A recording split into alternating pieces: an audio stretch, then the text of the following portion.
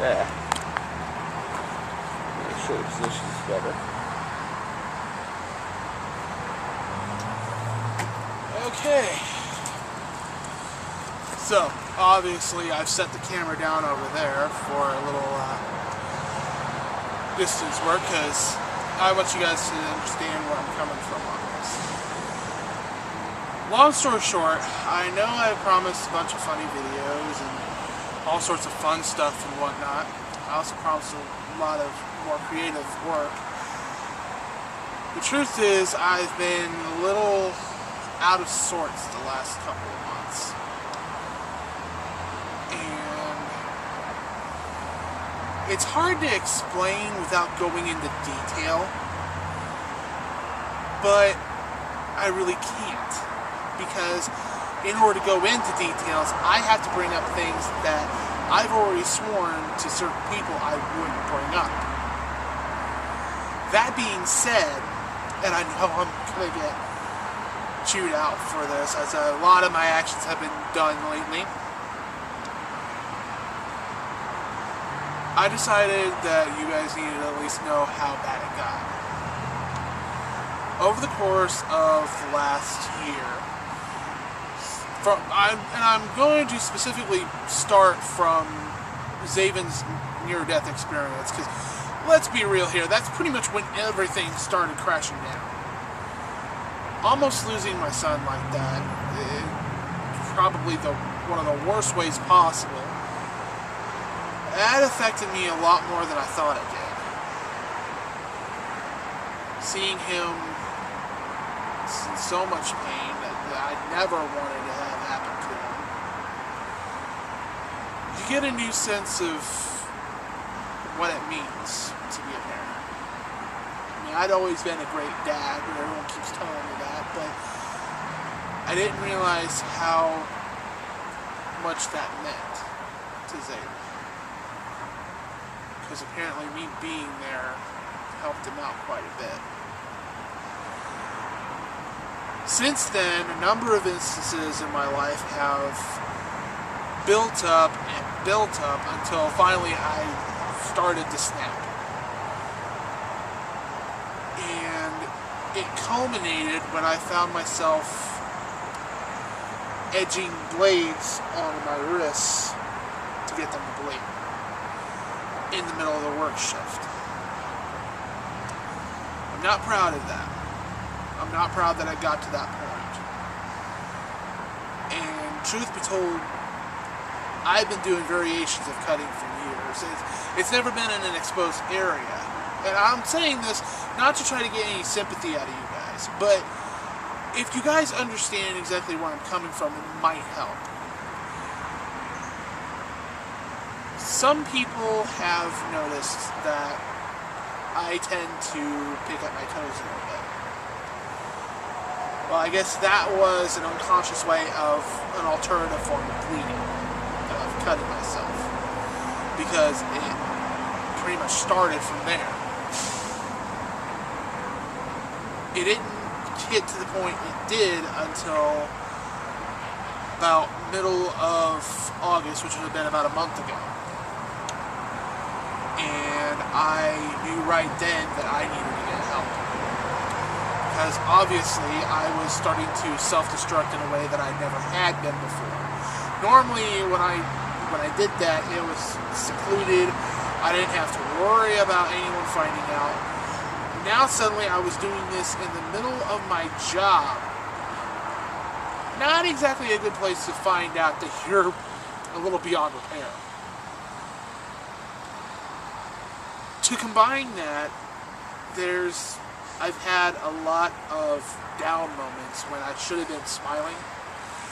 I've had to fake being in a good mood a lot, and I think that's been reflected sometimes in the videos that I've made up to this point. I've never been someone that looks at myself as a decent looking person. I've often compared myself as a love child, a fat bastard, and Eric Cartman, because I tend to have both quality. I have red hair, overweight, freckles, sideburns. So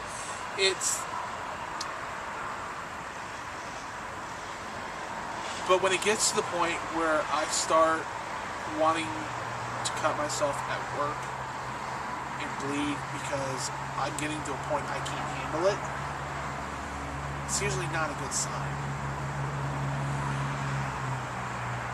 Some of this will make you guys look at me a lot different. I really could care less. I couldn't. Because most of the people that are going to be watching this, you have been part of the degradation that I've suffered for so long. It's almost an insult to think that you're going to give a shit about me now. On the other hand, there are people that have stepped into my life since January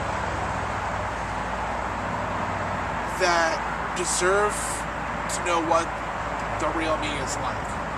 What the, if I even know what that is anymore.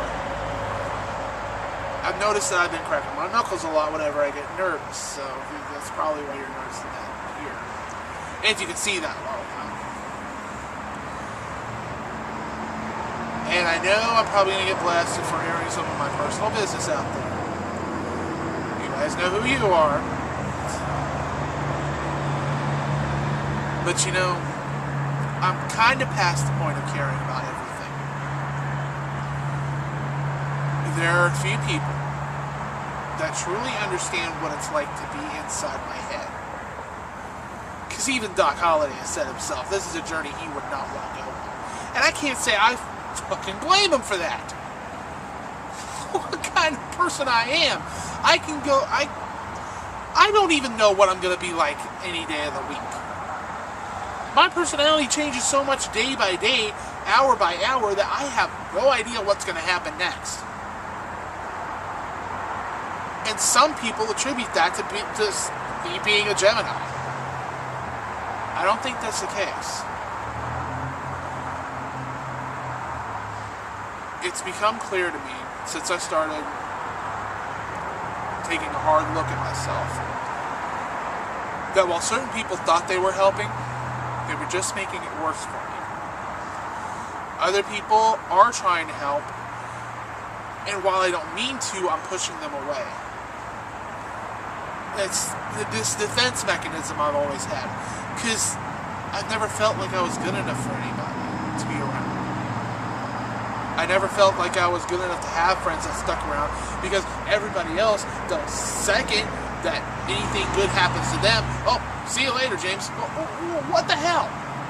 I gotta go. Really? I'm used to being left at when I really need people the most. Maybe that's why I started doing the whole push away thing. Because in reality, everyone had done it to me before, so what was the difference if I was going to do it to everybody else? What was really going to be the difference between what I was doing and what they were doing?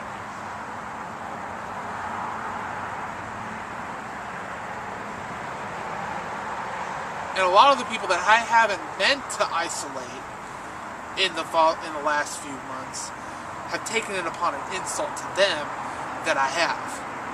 And to those people, I do apologize for that. It's nothing against you personally. But you also have to understand, I'm used to people who are claiming to be my friends stabbing me in the back the second they get the opportunity. Whenever I'm down, that seems to be when everybody just pounces. And I didn't want that to happen this time. So I took proactive measures. The people that are still around me, that I still allow into my head, they've been there from the start. Have I been annoying to them? Come on! I'm probably annoying you people right now, just from talking to you. I have that bad of an influence, apparently.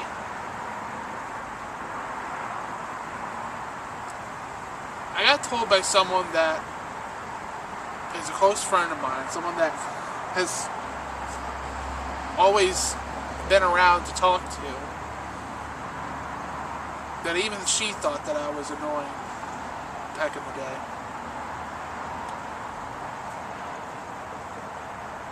Do you have any idea what it's like to go through the first few grades of your school year? Everything's fine. Then you get put into a different situation where you don't fit in with anybody. People who you're supposed to fit in with, they could care the fuck less. There's only one person in my 4th grade year that even still has any respect for me, and I have the utmost respect for them because they were just like me. They actually came up to me and treated me like a normal person.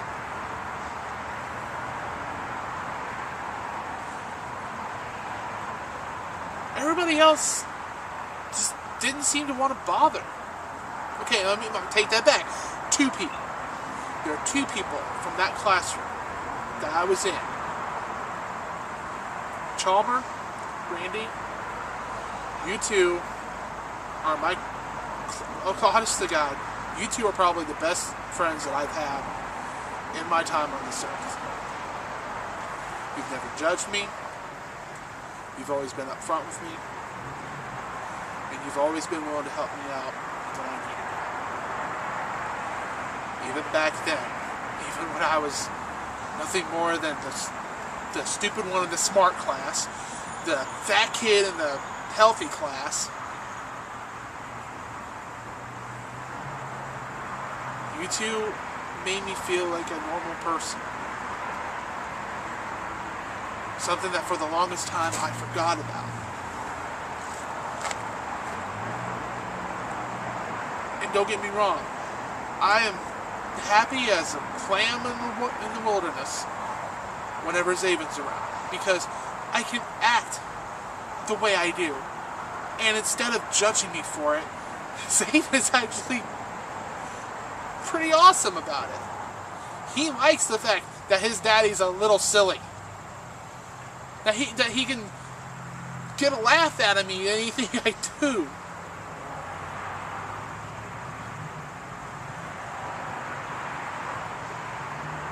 But when he's gone, it's a whole different person that everyone deals with. It's the morose, depressed jackass that everyone has to put up with.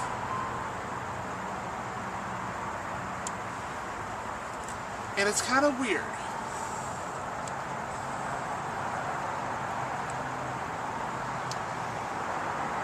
That when I start getting down, as usual, over the last couple of weeks, this girl I know, who makes me feel so appreciated, so wonderful. I mean, the relationships I've had in the past, the more I think about it, the more I wasn't appreciated. They were almost an insult. I mean, as much as my ex-wife may hate me for this, considering that every time I tried to communicate with her, like she asked me to do, several times, I'd get blamed for everything that went wrong. I was hardly ever really appreciated.